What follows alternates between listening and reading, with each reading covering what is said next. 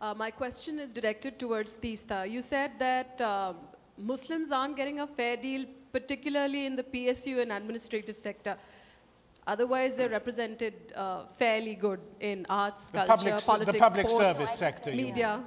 Is that correct? So it's just the PSUs and the administrative sector? No, I was using them as illustrations, ma'am. What I was saying was that in the fields where there's a level playing field, so to speak, where talent can soar. You can see Muslim voices, Muslim musicians, Muslim sportsmen, which is Muslim arts, stars. culture, politics, sports, media, all of these places, they're represented fairly well. Fairly, it's just the but wherever there is institutionalized discrimination, which means two things mainly, you can finish. No, that's about it. Yeah. That where it means, for instance, getting into government jobs. I think what she's saying is it's easier to become a Bollywood superstar, but more difficult to become a I clerk understand. in I government. understand. But I'm saying when it comes to, maybe she's saying that. I don't think she's saying that. Was that in fact what you were saying? I don't think she's saying absolutely, that's exactly because.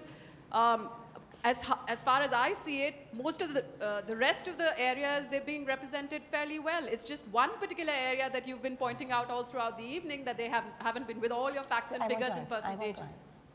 I want to tell you that we're not talking about one area. We are talking about police services, army, IAS, IAFS, public sector undertakings, and we are talking about, no, 1 minute. You spell out those initials? You spell out those initials.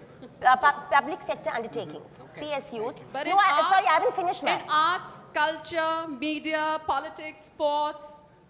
No, I haven't finished. I also want to say I did not bring in, because it's not a time to bring statistics, but if you look at unemployment figures, if you look at education levels, if you look at poverty levels, particularly in urban areas, you find the Muslim condition in the last 25 years has become worse. So it's primarily not the problem of Muslims or a particular religion. It has to do with your financial security or where you are vis-a-vis It has got to do with whether the government opens schools in those areas.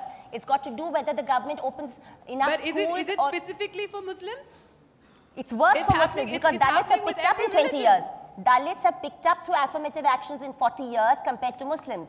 So today the Muslim condition is somewhere in between the Dalit and the OBCs. At the time of partition, it was somewhat better than that. So we have to look at relative indicators here.